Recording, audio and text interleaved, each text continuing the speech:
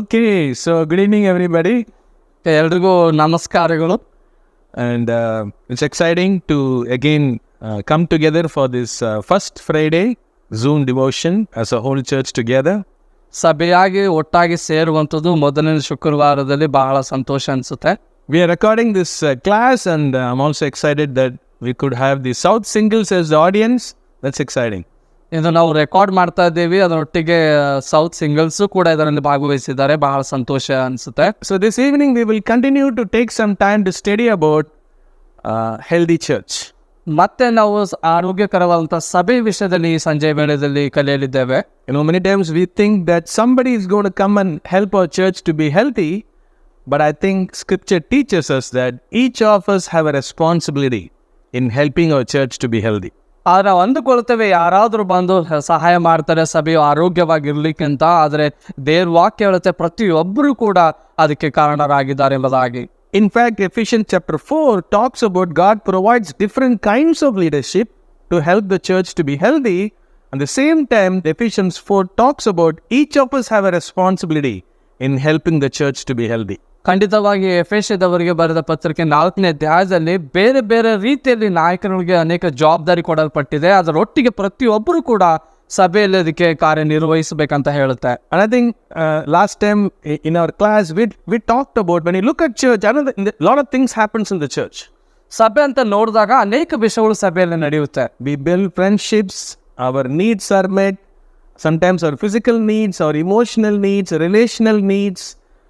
So many amazing things happens in the church. ಸಭೆಯಲ್ಲಿ ಅನೇಕ ವಿಷಯಗಳು ನಡೀತಾ ಇರುತ್ತೆ. ನಮ್ಮ ಸ್ನೇಹಿತರಾಗಿರ್ಬೋದು, ಸಂಬಂಧಗಳಾಗಿರ್ಬೋದು, ನಮ್ಮ ದೈಹಿಕವಾಗಿರ್ಬೋದು, ಅನೇಕವಾದಂಥ ಸಹಾಯಗಳು ಒಬ್ಬರೊಬ್ಬರು ನಾವು ಕೊಡ್ತಾ ಇರ್ತೀವಿ. All that is good, but on a high level what should happen in the church is people should become more like Jesus. Christ's formation needs to happen in the church. ಅದು ಎಲ್ಲವೂ ಕೂಡ ಉತ್ತಮವಾಗಿದೆ. ಅದರೊಟ್ಟಿಗೆ ಬಹಳ ಮುಖ್ಯವಾದಂಥ ವಿಷಯ ಅಂದರೆ ಪ್ರತಿಯೊಬ್ಬರ ಜೀವನದಲ್ಲಿ ಯೇಸು ಕ್ರಿಸ್ತನು ರಚನೆ ಆಗಬೇಕು ಎಂಬುದಾಗಿ. Another important thing is, as a church we have to proclaim Christ. ಅದರ ಸಭೆಯಾಗಿ ನಾವು ಯೇಸು ಕ್ರಿಸ್ತನ ಬಗ್ಗೆ ಕೂಡ ಬೋಧಿಸಬೇಕಾಗಿದೆ. So everything that we do in the church needs to contribute towards this God-given objectives of the church. ಆದರೆ ಪ್ರತಿಯೊಂದು ನಾವು ಮಾಡುವುದರ ಉದ್ದೇಶ ಏನಂದರೆ ದೇವರು ಕೊಟ್ಟಂತ ಈ ಸಭೆ ವಿಷಯದಲ್ಲಿ ನಾವು ಹೇಳ್ತಾ ಇರ್ತೇವೆ. Christ formation, Christ proclamation. ಕ್ರಿಸ್ತನ ರಚನೆ, ಕ್ರಿಸ್ತನ ಒಂದು ಬೋಧನೆ ಆಗಿರಬೇಕಾಗತ್ತೆ. Because that brings glory to God, and all this happens through the power of the Holy Spirit. ಅದೇ ದೇವರಿಗೆ ಮಹಿಮೆ ತರುವಂಥದ್ದಾಗಿದೆ. ಇದು ಎಲ್ಲವೂ ಕೂಡ ದೇವರ ಶಕ್ತಿಯಿಂದ ನಡೆಯುವಂಥದ್ದಾಗಿದೆ. So this evening we're going to take some time to study Ephesians chapter 4 verse 15 and 16. ಎಫೆಸದವರಿಗೆ ಬರೆದ ಪತ್ರಿಕೆ 4ನೇ ಅಧ್ಯಾಯ 15-16 ವಚನ ನಾವು ನೋಡೋಣ. Now, right before the scripture, Paul talks about how God has given us different leadership groups. ಇದಕ್ಕಿಂತ ಮುಂಚೆ ಪೌಲನು ಹೇಗೆ ಸಭೆಯಲ್ಲಿ ವ್ಯತ್ಯಾಸವಂತ ನಾಯಕರುಗಳನ್ನು ಕೊಟ್ಟಿದ್ದಾನೆ ಎಂಬುದಾಗಿ. And he says that he has given all that so that they could mature the church. ಅವರು ಎಲ್ಲರಿಗೂ ಯಾಕೆ ಕೊಡಲ್ಪಟ್ಟಿದ್ದಾನೆ ಅಂದರೆ ಸಭೆಗೆ ಒಂದು ಜ್ಞಾನದಲ್ಲಿ ಬೆಳೆಯುವುದಕ್ಕೋಸ್ಕರ. When the church matures, the church is protected from false teaching and all kind of things that can derail the church. ಯಾವಾಗ ಸಭೆಯು ಜ್ಞಾನವಂತಿಕೆಯಲ್ಲಿ ಬೆಳೆಯುತ್ತೋ ಅದರಿಂದ ಅನೇಕ ತಪ್ಪಾದಂಥ ಬೋಧನೆಗಳಾಗಿರುವುದು, ಬೇರೆ ಬೇರೆ ವಿಷಯಗಳಾಗಿರ್ಬೋದು, ಸಭೆ ಮೇಲೆ ಆಗುವಂಥ ತಪ್ಪಾದಂಥ ವಿಷಯಗಳನ್ನು ತಡೆ ಹಿಡಿಯಬಹುದು. And after that he's saying that all these immature things shouldn't happen in the church, but that's how verse 15 starts. 15 and 16 talks about what should be happening as a church as a whole. ಆದರೆ ಸಭೆಯಲ್ಲಿ ಇಂಥ ಅಜ್ಞಾನವಾದಂಥ ವಿಷಯಗಳು ನಡೆಯಬಾರದು. ಆದರೆ 15-16 ವಚನದಲ್ಲಿ ಸಭೆಯಾಗಿ ಏನೆಲ್ಲ ಮಾಡಬೇಕು ಎಂಬುದಾಗಿ ಪೌಲನು ಹೇಳ್ತಾ ಇದ್ದಾನೆ. So let's read verse 15 and 16. We'll ask Paul to read for us in Canada. 15-16 ವಚನ ನೋಡೋಣ. ಪ್ರೀತಿಯಿಂದ ಸತ್ಯವನ್ನು ಅನುಸರಿಸುತ್ತಾ ಬೆಳೆದು ಎಲ್ಲ ವಿಷಯಗಳಲ್ಲಿಯೂ ಕ್ರಿಸ್ತನ ಐಕ್ಯವನ್ನು ಹೊಂದುತ್ತಾ ಬರಬೇಕು. ಆತನೇ ಶಿರಸ್ಸು, ದೇಹವೆಲ್ಲ ಆತನ ದೊರೆತನದಲ್ಲಿದ್ದು ತನ್ನಲ್ಲಿರುವ ಎಲ್ಲ ನರಗಳಿಂದ ಬಿಗಿಯಾಗಿ ಜೋಡಿಸಲ್ಪಟ್ಟು ಪ್ರತಿ ಅಂಗದಿಂದ ಅದರದರ ಶಕ್ತಿಯ ಪ್ರಕಾರ ಸಹಾಯ ಹೊಂದಿ ಪ್ರೀತಿಯಿಂದ ಐಕ್ಯವಾಗಿದ್ದು ಕ್ಷೇಮಾಭಿವೃದ್ಧಿಯನ್ನು ಹೊಂದುತ್ತದೆ. Amen. Amen. In Ephesians chapter 4 verse 15 and 16, Paul says, but practicing the truth in love. ಆದ್ರೆ ಪೌಲನಲ್ಲಿ ಹೇಳ್ತಾ ಇದ್ದಾನೆ, ಪ್ರೀತಿಯಿಂದ ಸತ್ಯವನ್ನ ಅನುಸರಿಸಬೇಕೆಂಬುದಾಗಿ ಹೇಳ್ತಾ ಇದ್ದಾನೆ. We will all things grow up into Christ. ನಾವೆಲ್ಲರೂ ಕೂಡ ಕ್ರಿಸ್ತನ ಐಕ್ಯತೆಯಲ್ಲಿ ಬೆಳಿತೀವಿ ಎಂಬುದಾಗಿ ಹೇಳ್ತಾ ಇದ್ದಾನೆ. Who is the head? ಆತನೇ ಒಂದು ಸಭೆಗೆ ಶಿರಸ್ಸಾಗಿದ್ದಾನೆ. So here Paul says we all are called to practice the truth in love. ಪೌಲನ್ ಹೇಳ್ತಾ ಇದ್ದಾನೆ, ನಾವೆಲ್ಲರೂ ಕೂಡ ಈ ಸತ್ಯವನ್ನ ಪ್ರೀತಿಯಿಂದ ಅನುಸರಿಸಬೇಕು ಅಂತ ಹೇಳ್ತಾ ಇದ್ದಾನೆ. So the idea of practicing the truth and love is being truthful to one another in the church. ಇದರ ಅರ್ಥ ಏನಾಗಿದೆ ಅಂದರೆ, ಪ್ರೀತಿಯನ್ನ ಸತ್ಯತೆಯಿಂದ ಅಂದ್ರೆ ನಾವೆಲ್ಲರೂ ಕೂಡ ಐಕ್ಯತೆಯಿಂದ ಇರಬೇಕು, ಅದನ್ನ ಮಾಡ್ತಾ ಇರ್ಬೇಕೆಂಬುದಾಗಿ ಹೇಳ್ತಾ ಇದ್ದಾನೆ. It's the idea of being real in our conduct and in our speech. ಇದರ ಅರ್ಥ ಏನಾಗಿದೆ ಅಂದ್ರೆ, ನಾವು ಒಬ್ಬರೊಬ್ಬರು ಸತ್ಯವಂತರಾಗಿರ್ಬೇಕು ನಮ್ಮ ಮಾತುಕತೆಯಲ್ಲಿ ಮತ್ತು ಸಂಬಂಧಗಳಲ್ಲಿ ಕೂಡ. Because in verse 14 it talks about people not being real to one another, or in fact people having agenda with one another. ಆದರೆ ಅನೇಕ ಜನಗಳು ಪ್ರೀತಿಯಿಂದ ಇರುವಂಥದ್ದಲ್ಲ, ನಿಜವಾಗಿ ಸತ್ಯವಾಗಿ ಇರುವಂಥದ್ದಲ್ಲ, ಬದಲಾಗಿ ಅವ್ರದೇದಂತ ಅಜೆಂಡಗಳನ್ನ, ಅವ್ರದಂತ ಸಿದ್ಧಾಂತಗಳನ್ನು ಇಟ್ಟುಕೊಂಡು ಬಂದಿದ್ದಾರೆ. And this is a call for everybody in the church are called to be truthful in their conduct and speech. ಇದು ಪ್ರತಿಯೊಬ್ಬರಿಗೂ ಕೂಡ ಒಂದು ಕರೆಯಾಗಿದೆ. ಎಲ್ಲರೂ ಕೂಡ ಪ್ರೀತಿಯಲ್ಲಿ ಒಂದು ಸತ್ಯವಂತರಾಗಿರಬೇಕು ಅಂತ ಹೇಳ್ತಾ ಇದೆ. We all shouldn't put up a show. We all are called to be real with each other. ನಾವು ಒಬ್ಬರೊಬ್ರಿಗೂ ಬಹಳ ನಿಜವಾಗಿ ಸತ್ಯವಾಗಿರಬೇಕು, ಯಾರು ಕೂಡ ತೋರಿಸುವಿಕೆ ರೀತಿಯಲ್ಲಿ ಇರಬಾರ್ದು ಅಂತ ಹೇಳ್ತಾ ಇದ್ದಾನೆ. And I bet church is a place where we could be real. ಖಂಡಿತವಾಗಿ ಸಭೆ ಅನ್ನೋಂಥ ಅಂತ ಒಂದು ಸ್ಥಳ ಆಗಿದೆ, ನಾವು ಸತ್ಯವಾಗಿ ನಾವು ಹೇಗಿದ್ದೀವಿ ಹಾಗಿರಬಹುದು. Church is a place where we have genuine concern for each other. ಸಭೆ ಅನ್ನುವಂಥದ್ದು ಒಬ್ಬರಿಗೊಬ್ಬರಿಗೋಸ್ಕರ ನಿಜವಾದಂತ ಒಂದು ಅಕ್ಕರೆ ನಮ್ಮಲ್ಲಿದೆ. And we have relationships without agenda. ನಮ್ಮಲ್ಲಿ ಯಾವುದೇ ಒಂದು ಬಯಕೆಗಳಿಲ್ಲ, ಹಾಗಾಗಿ ಒಬ್ಬರೊಬ್ಬರ ನಾವು ಸಂಬಂಧಗಳಿದೆ. And Bible says when we have that kind of an environment, we all will grow up to be like Christ. ಒಂದ್ ವೇಳೆ ಅಂತ ಒಂದು ಬೆಳವಣಿಗೆ ನಮ್ಮಲ್ಲಿ ಇದ್ರೆ ಯೇಸು ಕ್ರಿಸ್ತನ ಹಾಗೆ ನಾವು ಬೆಳಿತೀವಿ ಅಂತ ಹೇಳ್ತಾ ಇದ್ದಾನೆ. Now it is very interesting. The idea is that you might be a hand, you might be a leg, you might be different parts of the body, but we all are called to grow up to be like Christ, that is the head.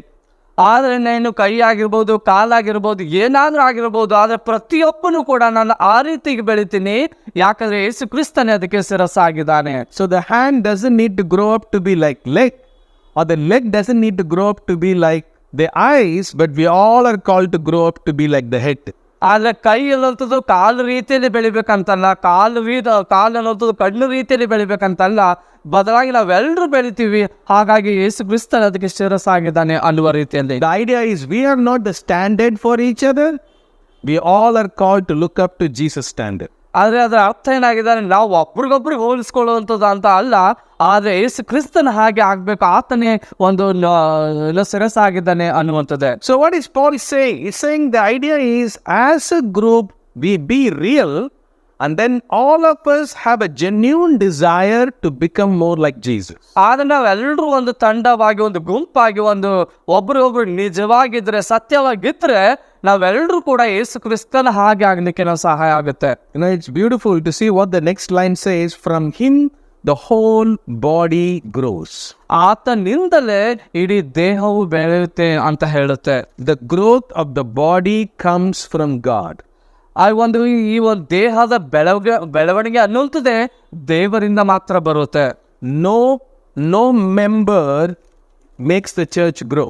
ಯಾವ ಸದಸ್ಯನೂ ಕೂಡ ಸಭೆಯು ಬೆಳೆಯಲಿಕ್ಕೆ ಸಾಧ್ಯ ಆಗೋದಿಲ್ಲ.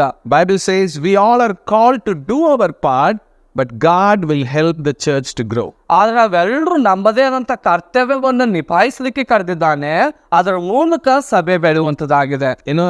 That's what Paul says in 1 Corinthians chapter 3 verse 6. He says each of us have a job to do, but it is God who makes everything grow. ಅದಕ್ಕೆ ಕೊರಿಂಥದಲ್ಲೂ ಪೌಲನು ಹೇಳ್ತಾನೆ, ಪ್ರತಿಯೊಬ್ಬನೂ ಕೂಡ ಅವನೊಂದು ಕೆಲಸವನ್ನ ಮಾಡ್ತಾನೆ, ಆದ್ರೆ ಬೆಳವಣಿಗೆ ಅನ್ನುವಂಥದ್ದು ದೇವರು ಮಾತ್ರ ಕೊಡ್ತಾರೆ ಅಂತ ಹೇಳ್ತಾನೆ. And then the verse goes on to say that we are fitted and held together through every supporting ligament. ಆದ್ರೆ ನಾವು ಎಲ್ಲರೂ ಕೂಡ ಅದರಲ್ಲಿ ಸೇರಿಕೊಂಡಿದ್ದೀವಿ. ದೇಹದಲ್ಲಿ ಹೇಗೆ ಅಂಗಗಳಿದೆ ಆ ರೀತಿಯಾಗಿ ಪ್ರತಿಯೊಬ್ಬರು ಕೂಡ ಅದಕ್ಕೆ ಸಂಬಂಧಿಕನಾಗಿದ್ದಾನೆ ಎಂಬುದಾಗಿ. The idea is we all are held together. We are all holding to each other as a body. As a body, right? Every organ is connected to one another. We are holding on to one another. ಆದ್ರೆ ಪ್ರತಿಯೊಂದು ದೇಹದಲ್ಲಿ ಒಂದೊಂದು ಅಂಗಗಳು ಹೇಗೆ ಒಂದಕ್ಕೊಂದು ಹೊಂದಿಕೊಂಡಿದೆಯೋ ಆ ರೀತಿ ಹೊಂದಿಕೊಂಡಿದ್ದೇವೆ. The word held together also have an essence of teaching. The idea is right teaching brings the parts more close to each other or have healthy connection to each other. ಅದರ ಅರ್ಥ ಏನಾಗಿದೆ? ಒಬ್ಬರೊಬ್ರು ಹೊಂದಿಕೊಂಡಿದ್ದೀವಿ, ಒಂದಕ್ಕೊಂದು ಸಂಬಂಧ ಇದೆ. ಅದರ ಅರ್ಥ ಏನಾದ್ರೆ ಒಬ್ಬರೊಬ್ರು ಸಹಾಯ ಮಾಡುವಂಥವ್ರಾಗಿದ್ದೀವಿ, ಒಬ್ಬರೊಬ್ರು ಬೆಳೆಸುವಂಥವ್ರಾಗಿದ್ದೀವಿ ಅಂತ ಅದರ ಅರ್ಥ. The word held together also have an essence of right teaching. ಅದರ ಅರ್ಥವೂ ಕೂಡ ನಾವು ಒಬ್ಬರೊಬ್ರು ಸರಿಯಾದಂತನ್ನ ಕಲಿಸ್ತಿರ್ತೇವೆ ಅನ್ನೋದು ಕೂಡ ಅರ್ಥವಾಗಿದೆ. Why I'm saying? Because the verse before that it says bad teaching, wrong teaching scatters the church. ಯಾಕೆ ಈ ರೀತಿಯಾಗಿ ಹೇಳ್ತಾ ಇದ್ದೀವಿ ಅಂದರೆ ತಪ್ಪಾದಂತ ಕಲಿಸುವಂಥದ್ದು, ತಪ್ಪಾಗಿ ಹೇಳುವಂಥದ್ದು ಈ ಸಭೆಯನ್ನು ವಿನಾಶ ಮಾಡುವಂಥದ್ದಾಗಿದೆ. So if I have a wrong teaching, or if Paul has a wrong teaching, right, it disconnects us. Right? Bad teaching disconnects us from each other. Right teaching or the good teaching makes us to feel connected. ಆ ತಪ್ಪಾದಂತ ಕಲಿಸುವಂಥದ್ದು ಸಂಬಂಧಗಳನ್ನು ಹಾಳು ಮಾಡುವಂಥದ್ದಾಗಿದೆ. ಸಂಬಂಧಗಳನ್ನು ಬೆಳೆಸಲಿಕ್ಕೆ ಆಗುವುದಿಲ್ಲ. ಆದ್ರೆ ಸರಿಯಾದಂತ ಕಲಿಸುವಂಥದ್ದು, ಸರಿಯಾಗಿ ಹೇಳುವಂಥದ್ದು ಸಂಬಂಧವನ್ನು ಬೆಳೆಸುವಂಥದ್ದಾಗಿದೆ. And then the last sentence it says, as each one does its part, the body builds itself in love. ಪ್ರತಿಯೊಬ್ಬನು ಕೊನೆಯದಾಗಿ ಹೇಳುತ್ತೆ, ಆತನ ಕಾರ್ಯಗಳನ್ನು ನಿರ್ವಹಿಸುವುದರಿಂದ ಈ ದೇಹವು ಬೆಳವಣಿಗೆ ಹೊಂದುತ್ತೆ ಅಂತ ಹೇಳುತ್ತೆ. And Bible says each one does his part. ಪ್ರತಿಯೊಬ್ಬನು ಕೂಡ ಅವನ ಕರ್ತವ್ಯವನ್ನ ಮಾಡುತ್ತಾನೆ. And when I read this, each one does its part, I think whoever you are listening, do you know your part? ಯಾಕಂದ್ರೆ ಅರ್ಥ ಪ್ರತಿಯೊಬ್ಬನು ಆತನ ಕಾರ್ಯವನ್ನು ನಿಭಾಯಿಸ್ತಾನೆ ಅಂದ್ರೆ ಇದರ ಅರ್ಥ ಏನೋ? ನಿಮ್ಮ ಪ್ರಶ್ನೆ ಕೇಳ್ತಾ ಇದ್ದೀನಿ, ನಿನಗೆ ನಿನ್ನ ಕಾರ್ಯ ಏನು ಮಾಡ್ಬೇಕಂತ ಗೊತ್ತಿದೆಯಾ? ನಿನ್ನ ಕೆಲಸವೇನಂತ ಗೊತ್ತಾ? Can you define what is your part in building the church? ನಿನ್ನನ್ನು ನೀನು ಯೋಚನೆ ಮಾಡೋಕ್ಕಾಗತ್ತಾ? ನಿನ್ನ ಒಂದು ಕರ್ತವ್ಯ, ನಿನ್ನ ಒಂದು ಕೆಲಸ ಸಭೆ ಕಟ್ಟುವುದರಲ್ಲಿ ಏನಾಗಿದೆ? You might be the youngest member in the church, or you might be the oldest member in the church. You have a part to play in building the church. ನೀನು ಯೌವನಸ್ಥ ಕ್ರಿಸ್ತನಾಗಿರ್ಬೋದು, ವೃದ್ಧನಾಗಿರ್ಬೋದು, ಆದ್ರೆ ಪ್ರತಿಯೊಬ್ಬರಿಗೂ ಕೂಡ ನಿನ್ನದಾದಂಥ ಒಂದು ಕರ್ತವ್ಯವನ್ನು ನಿಭಾಯಿಸಬೇಕಾಗುತ್ತೆ. You might be economically very prosperous, or you might be economically needy, but still you have a part in building your church. ನೀನು ಐಶ್ವರ್ಯವಂತನಾಗಿರ್ಬೋದು, ಹಣಕಾಸಿನಲ್ಲಿ ಬಡವನಾಗಿರ್ಬೋದು, ಆದಾಗ್ಯೂ ಕೂಡ ನಿನ್ನದೇ ಆದಂಥ ಒಂದು ಕರ್ತವ್ಯವನ್ನು ನಿಭಾಯಿಸುವುದು ಇದೆ. Sometimes we have lot of opinion about others' parts. Somebody is doing his work. We have lot of opinions about how they are doing things. ಆದ್ರೆ ಅನೇಕ ಸಲ ಬೇರೆಯವರ ಕರ್ತವ್ಯಗಳ ಬಗ್ಗೆ ನಮಗೆ ಚಿಂತೆ ಆಗುತ್ತೆ. ಅವರಿಗೆ ಕೊಟ್ಟಂತ ಕೆಲಸವನ್ನ ಹೇಗೆ ನಿರ್ವಹಿಸ್ತಾ ಇದ್ದಾರೆ, ಹೇಗೆ ಮಾಡ್ತಾ ಇದ್ದಾರೆ ಅನ್ನುವಂತ ಪ್ರಶ್ನೆ ನಾವು ಮಾಡ್ತಾ ಇರೋದು. That's not a bad idea, right? We all have to give constructive criticism, helping each other to do things better. ಅದು ಏನು ತಪ್ಪಾದಂತ ಅರ್ಥ ಅಂತ ಅಲ್ಲ. ಖಂಡಿತವಾಗಿ ಒಬ್ರೊಬ್ರು ಸಹಾಯ ಮಾಡಬೇಕಾಗಿದೆ, ಹೇಗೆ ಇನ್ನೂ ಉತ್ತಮವಾಗಿ ಮಾಡಬಹುದು ಅಂತ ಹೇಳುವುದು ತಪ್ಪಲ್ಲ. But the danger is giving criticism to everybody about what they're doing, but not doing our part is not right. ಆದ್ರೆ ಬೇರೆಯವ್ರ ಬಗ್ಗೆ ದೂರ ಹೇಳೋದು, ಅವ್ರು ಏನ್ ಮಾಡ್ತಾ ಇದಾರೆ ಏನಿಲ್ಲ ಅಂತ ಹೇಳೋದೇ ಹೊರತು ನನ್ನ ಒಂದು ಕರ್ತವ್ಯ ಏನಿದೆ ಅದನ್ನ ನಾನು ಮಾಡುವುದಿಲ್ಲ, ಅದು ತಪ್ಪಾಗಿದೆ. We need to ask the question, am I doing my part? ನಮ್ಮನ್ನು ನಾವು ಪ್ರಶ್ನೆ ಮಾಡಿಕೊಳ್ಬೇಕಾಗಿದೆ, ನನ್ನ ಕರ್ತವ್ಯವನ್ನು ನಾನು ಮಾಡ್ತಾ ಇದ್ದೀನಾ? Church is about doing together, not just few people. ಸಭೆ ಅನ್ನುವಂಥದ್ದು ಒಟ್ಟಾಗಿ ಸೇರಿ ಮಾಡುವಂಥದ್ದು, ಕೆಲವರು ಮಾತ್ರ ಮಾಡುವಂಥದ್ದಲ್ಲ. Many times we say that we want the church to be a very loving place. ನಾವು ಅನೇಕ ಸಲ ಹೇಳ್ತೀವಿ ಸಭೆ ಅನ್ನೋದು ಬಹಳ ಪ್ರೀತಿಸುವಂತ ಸ್ಥಳ ಆಗಿರಬೇಕು. This scripture says, as each one does its part, the body builds itself up in love. ಪ್ರತಿಯೊಬ್ಬನು ತನ್ನದೇ ಆದಂತ ಕಾರ್ಯವನ್ನ ಮಾಡಿದಾಗ ಸಭೆ ಅನ್ನೋದು ಪ್ರೀತಿಯಲ್ಲಿ ಬೆಳೆಯುತ್ತೆ ಅಂತ ಹೇಳುತ್ತೆ. So the only way the church is going to become a more loving church when everybody is doing their part. ಯಾವಾಗ ಪ್ರತಿಯೊಬ್ಬರು ಕೂಡ ಸಭೆಯು ಪ್ರೀತಿಯಿಂದ ಐಕ್ಯತೆಯಿಂದ ಇರಬೇಕು, ಸಮೃದ್ಧಿ ಹೊಂದಬೇಕಾದ್ರೆ ಪ್ರತಿಯೊಬ್ಬನು ತನ್ನ ಕಾರ್ಯವನ್ನು ಮಾಡಿದಾಗಲೇ. Isn't it fascinating that when we do our part, we are building the church up in love. ಇದು ಬಹಳ ಆಶ್ಚರ್ಯ ತರುವಂಥದ್ದಾಗಿದೆ ಅಲ್ವಾ? ಪ್ರತಿಯೊಬ್ಬರು ನಮ್ಮ ಕಾರ್ಯವನ್ನು ಮಾಡಿದಾಗ ಸಭೆಯು ಬೆಳವಣಿಗೆ ಹೊಂದುವಂಥದ್ದು. So, this scripture has a blend of what is something that we need to do and what is something God is doing. ಈ ವಾಕ್ಯ ಎರಡು ಅಂಶಗಳು ಹೇಳುತ್ತೆ. ನಾನು ಏನು ಕೆಲವೊಂದು ವಿಷಯಗಳನ್ನು ಮಾಡಬೇಕು ಮತ್ತೆ ದೇವರು ಕೆಲವು ವಿಷಯಗಳು ಏನು ಮಾಡ್ತಾರೆ ಎಂಬುದಾಗಿ. Bible says that when we are practicing the truth in love, we all will grow up to be like Christ. ಸತ್ಯವೇದ ವಾಕ್ಯ ಹೇಳುತ್ತೆ, ನಾವು ಪ್ರೀತಿಯಿಂದ ಸತ್ಯವನ್ನ ಅಭ್ಯಾಸಿಸಿದರೆ ಸಭೆಯು ಬೆಳವಣಿಗೆ ಹೊಂದುತ್ತೆ. When each one of us do our part, the body will build itself in love. ಪ್ರತಿಯೊಬ್ಬರು ತನ್ನದೇ ಆದ ಕಾರ್ಯವನ್ನು ನಿರ್ವಹಿಸಿದಾಗ ಈ ಸಭೆಗೆ ಐಕ್ಯತೆ ಪ್ರೀತಿಯಿಂದ ಸಮೃದ್ಧಿ ಆಗುತ್ತೆ ಅಂತ ಹೇಳುತ್ತೆ. So each of us who are listening to this, you have an capacity given by God to influence the church. ನೀವು ಕೇಳುವಂತ ಪ್ರತಿಯೊಬ್ಬರಿಗೂ ಕೂಡ ಅಂತ ಒಂದು ಸಾಮರ್ಥ್ಯವು ದೇವರು ಕೊಟ್ಟಿದ್ದಾನೆ. ಈ ಸಭೆ ಮೇಲೆ ಪರಿಣಾಮ ಬೀರುವಂತ ವ್ಯಕ್ತಿ ನೀವಾಗಿದ್ದೀರಾ. No, this time I just want to talk about two practical things that we all can think about. ಎರಡು ವಿಷಯಗಳು ಕಾರ್ಯರೂಪದಲ್ಲಿ ನಾವು ಯಾವಾಗಲೂ ಯೋಚನೆ ಮಾಡುವಂತ ವಿಷಯದಲ್ಲಿ ಮಾತಾಡ್ತೇವೆ.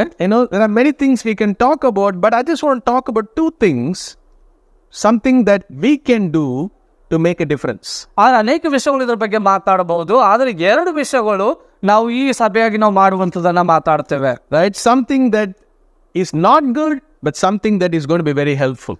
ಯಾವುದೋ ಒಂದು ಒಳ್ಳೆಯದಲ್ಲ, ಇನ್ನೊಂದು ಯಾವುದೋ ಅದು ಬಹಳ ಸಹಾಯವಾಗುವಂಥದ್ದಾಗಿದೆ. Now I want to take little time to talk about slander. ನಾವು ನಿಂದನೆ ವಿಷಯದಲ್ಲಿ ಕೆಲವು ವಿಷಯಗಳು ಮಾತಾಡ್ತೇವೆ. Okay, and slander has a destructive power. ಈ ನಿಂದನೆ ಅನ್ನುವಂಥದ್ದು ಬಹಳ ವಿನಾಶ ಮಾಡುವಂಥ ಶಕ್ತಿಯನ್ನು ಹೊಂದಿದೆ. And as a church, we need to find a way how we could destroy slander in the fellowship. ಆದರೆ ಸಭೆಯಾಗಿ ನಾವು ಒಂದು ಮಾರ್ಗವನ್ನು ಹುಡುಕಬೇಕಾಗಿದೆ. ಈ ನಿಂದನೆ ಮಾಡುವಂಥದ್ದನ್ನು ಹೇಗೆ ಈ ಸಭೆಯಿಂದ ತೆಗೆದು ಹಾಕಬೇಕು. I'm not saying everybody sitting here or in the church are slandering. ನಾವು ಹೇಳ್ತಾ ಇಲ್ಲ ಇಲ್ಲಿ ಕೂತ್ಕೊಂಡವರು ಸಭೆಯಲ್ಲಿ ಇರೋರು ಎಲ್ಲರೂ ಒಂದು ನಿಂದೆ ಅಪಮಾನ ಮಾಡ್ತಾರೆ ಅಂತ ಹೇಳ್ತಾ ಇಲ್ಲ. The problem is probably you're not doing slander, but you are participating in the slander. Probably you give your ears. That also makes slander possible. ನೀನು ನಿಂದನೆ ಮಾಡ್ತಾ ಇಲ್ಲ, ಆದರೆ ನಿಂದನೆ ಮಾಡುವವರಿಗೆ ಕಿವಿಗೊಟ್ಟು ನೀ ಕೇಳ್ತಾ ಇರಬಹುದು, ಅದು ಕೂಡ ನೀನು ಭಾಗವಹಿಸಿದಂಗೆ. When you look at slander, it says slander is all about damaging somebody's reputation. ಈ ನಿಂದನೆ ಅನ್ನುವಂಥದ್ದು ಏನಾಗಿದೆ, ಬೇರೆಯವರ ಒಂದು ಹೆಸರನ್ನ ಕೆಡಿಸುವಂಥದ್ದಾಗಿದೆ. Let me use Kevin as an example. Okay, Kevin ಬಗ್ಗೆ ಉದಾಹರಣೆ ತಗೊಳ್ಳೋಣ. Okay, so let's say that Paul comes and talks to me something about Kevin. ನಾನು ಹೋಗಿ ಕೆವಿನ್ ಬಗ್ಗೆ ಏನೋ ಇವರಿಗೆ ಹೇಳ್ತೀನಿ. And he's telling me that, Kevin is a liar and he said something, he didn't do it. So he's communicating to me that Kevin is a liar and he's a bad person. Kevin ತುಂಬಾ ಸುಳ್ಳು ಹೇಳ್ತಾನೆ, ಅದು ಮಾಡ್ತಾನೆ, ಇದು ಮಾಡ್ತಾನೆ, ಅವನು ತುಂಬಾ ಕೆಟ್ಟ ಮನುಷ್ಯ ಆಗಿದ್ದಾನೆ ಅಂತ ನಾನು ಇವರಿಗೆ ಹೇಳ್ತಾ ಇರ್ತೀನಿ. So I hear about Kevin and I have not talked to Kevin, I have not checked with Kevin, but in my mind, I already have developed a very negative opinion about Kevin. ಆದರೆ ನಾನು ಇವರಿಗೆ ಹೇಳಿದ ಮೇಲೆ ಇವ್ರು ಹೋಗಿ ಕೆವಿನ್ಗೆ ಮಾತಾಡೋದಿಲ್ಲ, ಆವಾಗಲೇ Kevin ಬಗ್ಗೆ ಒಂದು ತಪ್ಪಾದ ಕಲ್ಪನೆ ತಲೆಯಲ್ಲಿ ಹೋಗಿದೆ. So next time when I see Kevin, I look at him and like, he's a terrible guy. So ಬೇರೆ ಸಮಯದಲ್ಲಿ ಕೆವಿನ್ಗೆ ಭೇಟಿ ಆದಾಗ ಇವತ್ತು ತುಂಬಾ ಕೆಟ್ಟ ಮನುಷ್ಯ ಆಗಿದ್ದಾನೆ ಅನ್ಸುತ್ತೆ. Another day, what happens, probably Mark comes to me and he is talking about something about Kevin. ಇನ್ನೊಂದು ದಿವಸ ಮಾರ್ಕ್ ಬಂದು ಇವರು ಕೆವಿನ್ ಬಗ್ಗೆ ಇವರಿಗೆ ಮಾತಾಡ್ತಾ ಇದ್ದಾನೆ. And I'm telling Mark, you know what bro, I heard from somebody, he is not a good guy. ಆದರೆ ನಾನು ಅವನ ಬಗ್ಗೆ ಯಾರೋ ಹೇಳಿದ್ದಾರೆ, ಆ ಮಾರ್ಕ್ಗೆ ಇವ್ರು ಮಾತಾಡ್ತಾ ಇದ್ರೆ ಆತನು ಒಳ್ಳೆ ಮನುಷ್ಯನಲ್ಲ. And now Mark is thinking Kevin is a terrible guy. ಅದರೊಟ್ಟಿಗೆ ಮಾರ್ಕು ಕೂಡ ಯೋಚನೆ ಮಾಡ್ತಾ ಇದ್ದಾನೆ ಕೆವಿನ್ ತುಂಬಾ ಕೆಟ್ಟ ಮನುಷ್ಯ ಎಂಬುದಾಗಲಿ. See, the problem here is nobody is talking to Kevin, but the number of people who are thinking bad about Kevin is increasing. You see the trouble? ಆದರೆ ತೊಂದರೆ ನೋಡಿ, ಯಾರು ಕೂಡ ಕೆವಿನ್ಗೆ ಹೋಗಿ ಮಾತಾಡ್ತಾ ಇಲ್ಲ, ಆದ್ರೆ ಕೆವಿನ್ ಬಗ್ಗೆ ತಪ್ಪಾದ ಕಲ್ಪನೆ ಮಾಡುವಂತ ಜನ ಹೆಚ್ಚಾಗ್ತಾ ಇದ್ದಾರೆ. So what can we do about this? ಆದ್ರೆ ಇದ್ರ ಬಗ್ಗೆ ನಾವು ಏನು ಮಾಡಬಹುದು? And if you look at Ephesians chapter 4, verse 31, Paul says, he's talking to the church, he says, you must put away all bitterness, anger, wrath, quarreling, and slanderous talk, indeed all malice. ಅದಕ್ಕೆ ಇಲ್ಲಿ 31ನೇ ವಚನದಲ್ಲಿ ಪೌಲನು ಹೇಳ್ತಾ ಇದ್ದಾನೆ, ಎಲ್ಲಾ ದ್ವೇಷ, ಕೋಪ, ಕ್ರೋಧ, ಕಲಹ, ದೂಷಣೆ ಇವುಗಳನ್ನು ಸಕಲ ವಿಧವಾದ ದುಷ್ಟತನವನ್ನು ನಿಮ್ಮಿಂದ ದೂರ ಮಾಡಿರಿ ಎಂಬುದಾಗಿ ಹೇಳ್ತಾ ಇದ್ದಾನೆ. Here the idea of slander is, it is a way of harming somebody. ಇದರ ಒಂದು ನಿಂದನೆ ಮಾಡುವಂಥದ್ದು ಏನಾಗಿದೆ ಅಂದರೆ ಬೇರೆ ಒಬ್ಬರಿಗೆ ವಿನಾಶ ಮಾಡುವುದ, ನಾಶ ಮಾಡುವ ರೀತಿಯಲ್ಲಿದೆ. The heart of slander is malice. ಈ ಒಂದು ನಿಂದನೆ ಮಾಡುವಂಥದ್ದೇ ಅದರ ಒಂದು ಹೃದಯ ಏನಾಗಿದೆ, ಸುಳ್ಳು ಹೇಳುವಂಥದ್ದಾಗಿದೆ. Malice means the desire to harm someone. ಈ ಒಂದು ಅದರ ಅರ್ಥ ಏನಾಗಿದೆ ಅಂದರೆ ಬೇರೆಯವರನ್ನ ಹಾಳು ಮಾಡಬೇಕು ಅನ್ನುವಂಥ ಆಸೆ ಹೊಂದುವಂಥದ್ದು. So harming is not just going and beating up Kevin, but by what we are slandering eventually is a harm to that person, right? So slander is a kind of taking revenge, and it hurts people's hearts. ಆದರೆ ಕೆವಿನ್ಗೆ ಹೋಗಿ ನಾವು ಹೊಡೆಯುವಂಥದ್ದೇವ ಅಂತ ಅರ್ಥ ಅಲ್ಲ, ಆದರೆ ಆತನ ಬಗ್ಗೆ ನಿಂದನೆ ಮಾಡಿ ಅವಹೇಳನ ಮಾಡುವಂಥದ್ದು ಕೂಡ ಅದೊಂದು ಅರ್ಥವಾಗಿದೆ. In fact, Bible says the dark force behind all slander is Satan. ಆದರೆ ಎಲ್ಲರ ಒಂದು ಹಿಂದೆ ನಿಂದೆ ಆಗುವಂಥ ಕತ್ತಲಲ್ಲಿ, ಈ ಅಂಧಕಾರದಲ್ಲಿ ನಡೆಯುವಂಥ ನಿಂದನೆ ಹಿಂದೆ ಸೈತಾನನಿದ್ದಾನೆ ಎಂಬುದಾಗಿ ಹೇಳುತ್ತೆ. In Revelation chapter 2 verse 9, we're not going to read that. In fact, Jesus looks at that group and says, this is a synagogue of Satan. ಅದಕ್ಕೆ ಪ್ರಕಟಣೆಯಲ್ಲಿ ಹೇಳ್ತಾನೆ, ಅಂತ ಒಂದು ತಂಡ, ಅಂತ ಗುಂಪನ್ನು ನೋಡಿದಾಗ ಇದು ಸೈತಾನರಿರುವಂಥ ಒಂದು ಸ್ಥಳವಾಗಿದೆ ಎಂಬುದಾಗಿ ಹೇಳ್ತಾ ಇದ್ದಾರೆ. Why? Because those Jewish people came together and they slandered Christians. They said bad things about Christians. ಯಾಕಂದ್ರೆ ಯಹೂದರೆಲ್ಲರೂ ಸೇರಿ ಕ್ರೈಸ್ತರ ಬಗ್ಗೆ ಅವಹೇಳನಕಾರಿ ಮಾತುಗಳನ್ನು ಆಡ್ತಾ ಇದ್ರು ಎಂಬುದಾಗಿ. So all they were doing was they come together and they slander.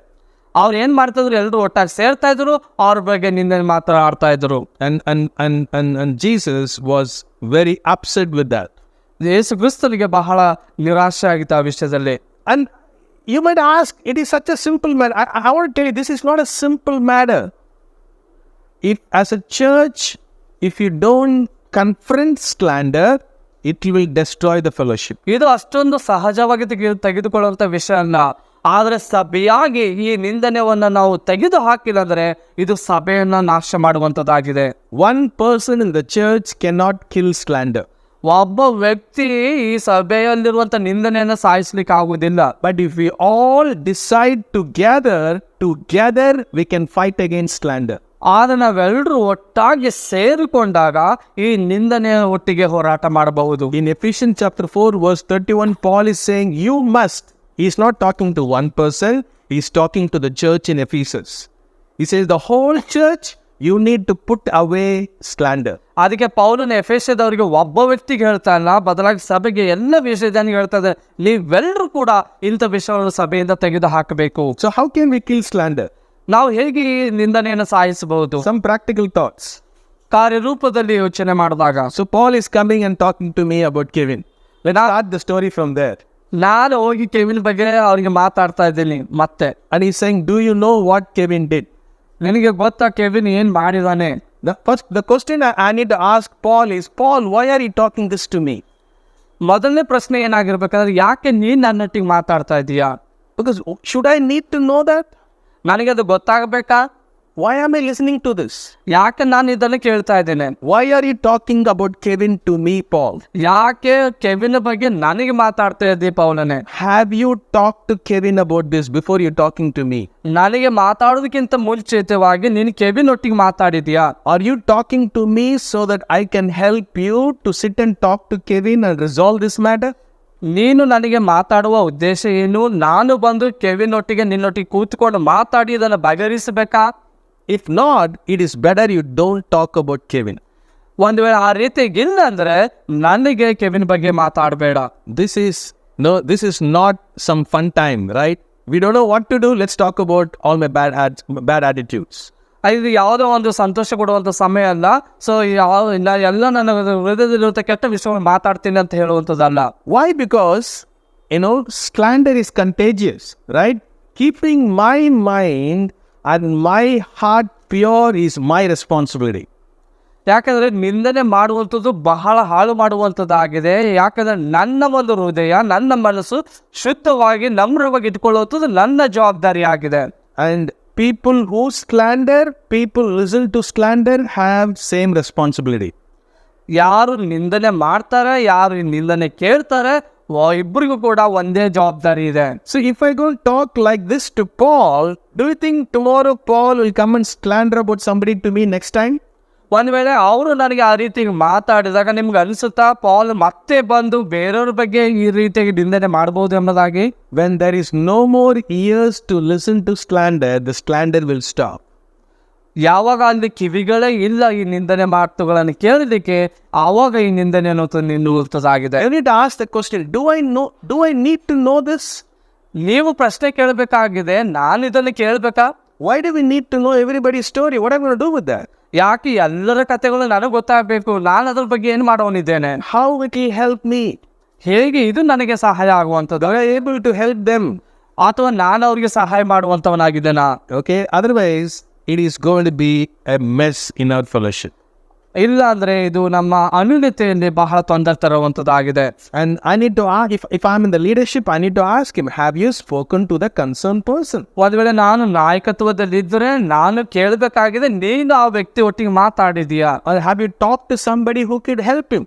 ಆದ್ರೆ ಯಾರೋ ಬೇರೆ ಒಟ್ಟಿಗೆ ಮಾತಾಡಿದ್ರೆ ಅವ್ರು ಹೋಗಿ ಅವನಿಗೆ ಸಹಾಯ ಮಾಡಬಹುದಾ? And if you're not careful, these slanders can create groups in our fellowship.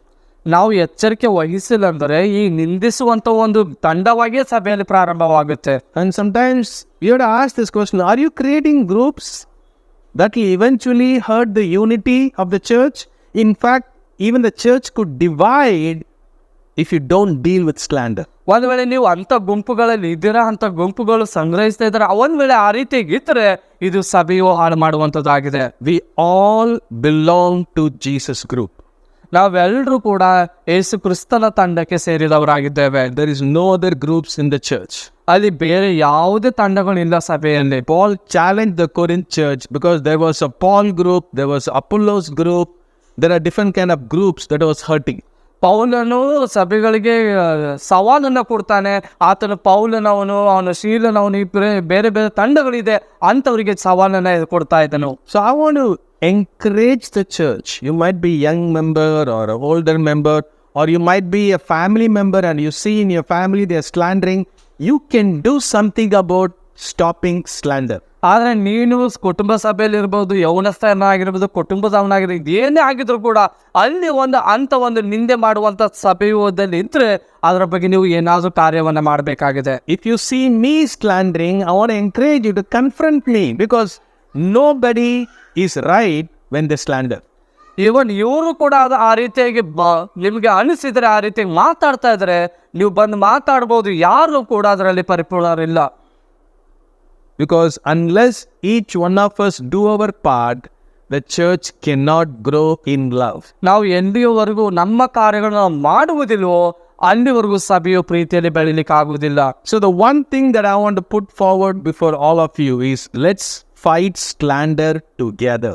ನಾನು ಪ್ರತಿಯೊಬ್ಬರಿಗೂ ಒಂದು ವಿಷಯ ನಿಮ್ಮ ಮುಂದೆ ಇಡ್ತೀನಿ. ಸಭೆಯಾಗಿ ಈ ನಿಂದನೆ ಮಾಡುವಂಥದ್ರ ಬಗ್ಗೆ ಹೋರಾಟವನ್ನ ಮಾಡೋಣ. And by doing that, you are building up the church of God.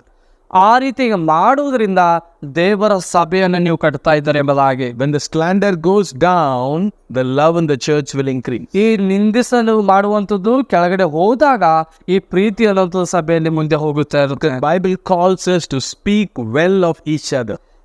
ದೇವರ ವಾಕ್ಯ ಹೇಳುತ್ತೆ ಬೇರೆಯವರ ಬಗ್ಗೆ ಒಳ್ಳೆಯದನ್ನ ಮಾತಾಡು ಎಂಬುದಾಗಿ. So in public we always speak well of each other. ಇನ್ನು ಜನಸಾಮಾನ್ಯ ಜನಗಳ ಮುಂದೆ ನಾವು ಜನಗಳ ಬಗ್ಗೆ ಒಳ್ಳೆಯದನ್ನ ಮಾತಾಡ್ತೇವೆ. And when you have concerns, you talk to them as an individual and help them. ಅವರ ಬಗ್ಗೆ ನಿನಗೆ ಏನಾದ್ರೂ ಕನ್ಸರ್ನ್ಸ್ ಇದ್ರೆ, ಏನಾದ್ರು ಮಾತಾಡ್ಬೇಕಾದ್ರೆ ವೈಯಕ್ತಿಕವಾಗಿ ಹೋಗಿ ನೀವು ಅವರೊಟ್ಟಿಗೆ ಮಾತಾಡಬೇಕು. Because it is called to us that we love everybody in the church without partiality. ಇದು ನಮ್ಮ ಒಂದು ಕರಿಬೇಕೆ ಆಗಿದೆ. ಪ್ರತಿಯೊಬ್ಬರಿಗೂ ಕೂಡ ಬೇರೆ ತಾರತಮ್ಯಗಳು ಇಲ್ಲದೆ ನಾವು ಪ್ರೀತಿಸುವ ಹಂಗಿನಲ್ಲಿದ್ದೇವೆ. Lastly, ಕೊನೆಯದಾಗಿ, slander, it has destructive power. ಈ ನಿಂದಿಸುವಂಥದ್ದು ನಾಶ ಮಾಡುವಂತ ಶಕ್ತಿ ಅದಕ್ಕೆ ಇದೆ. And I want to lastly talk about prayer. It has constructive power. ಆದ್ರೆ ಕೊನೆಯದಾಗಿ ಪ್ರಾರ್ಥನೆ ಅನ್ನುವಂಥದ್ದು ಕಟ್ಟುವಂತ ಶಕ್ತಿ ಅದಕ್ಕಿದೆ. And I believe that you all will agree with me. Prayer is the most powerful thing we all can do. ನಿಮ್ಗೆ Build ourselves and others. ನಿಮ್ಗೆಲ್ರಿಗೂ ಗೊತ್ತಿದೆ, ಪ್ರಾರ್ಥನೆ ಅನ್ನುವಂಥದ್ದು ಬಹಳ ಅದ್ಭುತವಾದಂತ ಕಾರ್ಯ ಸಾಧಿಸುವಂಥದ್ದಾಗಿದೆ. ನಾವು ಮತ್ತು ಬೇರೆಯವರಿಗೂ ಕೂಡ ಸಹಾಯ ಮಾಡುವಂಥದ್ದಾಗಿದೆ. In my personal life experience, whenever I don't know what to do, the only thing I could do was to pray. ಇವರ ವೈಯಕ್ತಿಕ ಜೀವನದಲ್ಲಿ ಯಾವಾಗಾದ್ರೂ ಏನು ಮಾಡಿ ಗೊತ್ತೇ ಆಗೋದಿಲ್ಲೋ ಆ ಸಮಯದಲ್ಲಿ ಪ್ರಾರ್ಥನೆ ಮಾಡುವುದಂತೂ ಗೊತ್ತಿದೆ. And when I started praying, I can start seeing doors and directions opening. ಯಾವಾಗ ಪ್ರಾರ್ಥನೆ ಮಾಡಲಿಕ್ಕೆ ಪ್ರಾರಂಭ ಮಾಡ್ತಾರೋ ಅದಕ್ಕೆ ಬಹಳ ಮಾರ್ಗಗಳು ಇವರಿಗೆ ತೆರೆದಲಿಕ್ಕೆ ಪ್ರಾರಂಭ ಆಗುತ್ತೆ. And I want to encourage as a church that you as an individual think about having a prayer partner. ಆದರೆ ನಾನು ಸಭೆಗೆ ಉತ್ಸಾಹ ಪಡಿಸ್ತೇನೆ, ವೈಯಕ್ತಿಕವಾಗಿ ನೀನು ಯೋಚನೆ ಮಾಡು ಪ್ರಾರ್ಥನೆ ಜೀವನವನ್ನ. To have a prayer partner. ನೀನು ಪ್ರಾರ್ಥನೆ ಮಾಡುವಂತ ಸಂಗಾತಿ ಜೊತೆಗಾರನನ್ನ ನೀನು ನೋಡ್ಕೊಳ್ಳಿ. I know you have a work partner, you have a life partner, all that is great. We are talking about you having a prayer partner. ನಿನ್ನ ಕೆಲಸದ ಜೊತೆಗಾರರಿದ್ದಾರೆ, ಬೇರೆ ಬೇರೆ ಜೊತೆಗಾರರಿದ್ದಾರೆ, ಅದರೊಟ್ಟಿಗೆ ನೀನು ಪ್ರಾರ್ಥನೆ ಜೊತೆಗಾರರನ್ನು ಕೂಡ ನೀನು ಮಾಡ್ಕೊಳ್ಳಿ. Ephesians 6:18, Paul says that when he talk about spiritual warfare, he says, with every prayer and petition, pray at all times in the Spirit. And to this end be alert with all perseverance and petitions for all the saints. And he's saying that prayer is something that protects us and protects the whole fellowship. ಈ ಪ್ರಾರ್ಥನೆ ಅನ್ನುವಂಥದ್ದು ಪ್ರತಿ ಒಬ್ಬರಿಗೂ ಕೂಡ ರಕ್ಷಣೆ ಮಾಡುವಂಥದ್ದೇ ಮತ್ತೆ ಎಲ್ರಿಗೂ ಕೂಡ ರಕ್ಷಣೆ ಕೊಡುವಂಥದ್ದಾಗಿದೆ ಎಂಬುದಾಗಿ ಹೇಳ್ತಾ ಇದ್ದಾನೆ. You know, some of you have discipling partners, some of you have disciplers. I don't know what kind of relationship you have, but can you think about one person, not your spouse, somebody else, one person with whom you can say, hey, can we both be prayer partners? ನಿನಗೆ ಶಿಷ್ಯತ್ವ ಮಾಡ್ಬೋದು, ದಾರಿ ನಡೆಸ್ಬೋದು, ಅವ್ರು ಇರ್ಬೋದು, ಆದರೆ ಪ್ರಾರ್ಥನೆ ನಿನ್ನ ಗಂಡ ಹೆಂಡತಿ ಒಟ್ಟಿಗೆ ಬೇಡ, ಬೇರೆ ಯಾರೊಟ್ಟಿಗೆ ಜೊತೆಗಾರರು ಆಗಿ ನಾನು ಪ್ರಾರ್ಥನೆಯಲ್ಲಿ ನಿರತನಾಗಬೇಕು ಅಂತ ನೀವು ಯಾಕೆ ಯೋಚನೆ ಮಾಡಬಾರ್ದು? As husband and wife, you need to continue to pray, which is great, but think about somebody. It could be a discipler or somebody else who can be your prayer partner. ಖಂಡಿತವಾಗಿ ಗಂಡ ಹೆಂಡತಿ ಪ್ರಾರ್ಥನೆ ಮಾಡಬೇಕು, ಒಳ್ಳೇದು. ಆದ್ರೆ ಬಿಟ್ಟು ಬೇರೆ ಅವರೊಟ್ಟಿಗೆ ಯಾರು ನಿನ್ನ ಏನೋ ದಾರಿ ನಡೆಸೋರಾಗಿರ್ಬೋದು, ಬೇರೆ ಯಾರಾದ್ರೂ ಆಗಿರ್ಬೋದು, ಆದ್ರೆ ಪ್ರಾರ್ಥನೆಯಲ್ಲಿ ನನಗೆ ಜೊತೆಗಾರನೊಬ್ಬನು ಎಂಬುದಾಗಿ ನೀವು ಯೋಚನೆ ಮಾಡಿ. And think about this. Everybody in a church, if they have a prayer partner in the fellowship. ಯೋಚನೆ ಮಾಡಿ, ಸಭೆಯಲ್ಲಿ ಪ್ರತಿ ಒಬ್ಬರೊಟ್ಟಿಗೂ ಕೂಡ ಪ್ರಾರ್ಥನೆ ಜೊತೆಗಾರನಿದ್ದಾನೆ ಎಂಬುದಾಗಿ. And I don't know how often you want to pray with each other, probably once in a week or whatever that works for you both as prayer partners, but you know there is somebody in the church with whom you could pray. ಆದರೆ ನೀನು ಹೇಗೆ ಮಾಡ್ತೀವಿ, ವಾರಕ್ಕೊಂದ್ಸಲ ಮಾಡ್ತೀವಿ, ತಿಂಗಳಿಗೊಂದ್ಸಲ ಹೇಗೆ ಮಾಡ್ತಿರೋ ಗೊತ್ತಿಲ್ಲ, ಆದರೆ ಪ್ರತಿಯೊಬ್ಬರು ಕೂಡ ಪ್ರಾರ್ಥನೆ ಒಬ್ಬರು ಜೊತೆಯಲ್ಲಿ ನಾವು ಮಾಡುವುದನ್ನ ಅಭ್ಯಾಸ ಮಾಡುವುದು. The amazing thing about prayer partner is, let's say Paul is my prayer partner, there might be a time where Paul needs my prayers, and there will be times where I need Paul's prayers. ಒಂದ್ ವೇಳೆ ನಾವಿಬ್ರು ಪ್ರಾರ್ಥನೆ ಮಾಡುವಂತ ಜೊತೆಗಾರರಿಗಿದ್ದಾಗ ನನಗೆ ಯಾವಾಗ ಗೊತ್ತಾಗೋದು ಸಹಾಯ ಆಗುತ್ತೋ ಗೊತ್ತಿಲ್ಲ, ಅವ್ರ ಪ್ರಾರ್ಥನೆ ನನಗೆ ಬೇಕಾಗುತ್ತೆ, ನನ್ನ ಪ್ರಾರ್ಥನೆ ಅವರಿಗೆ ಸಹಾಯ ಆಗುವಂತದ್ದಾಗಿದೆ. As I was preparing this lesson, I called brother Joseph, who is in the eldership. He is my discipling partner, and I asked him, can we both be prayer partners? ಇವರು ಇದನ್ನ ಯೋಚನೆ ಮಾಡುವಾಗಲೇ ಜೋಸೆಫ್ ಸಹೋದರರಿಗೆ ದಾರಿ ನಡೆಸುವಂತ ಜೊತೆಗಾರರಿದ್ದಾರೆ, ಅವರಿಗೆ ಹೇಳಿದ್ರು ನಾವು ಪ್ರಾರ್ಥನೆ ಮಾಡುವಂತ ಆಗೋಣ ಎಂಬುದಾಗಿ. And hopefully we both will pray at least once in a week, as prayer partners with each other.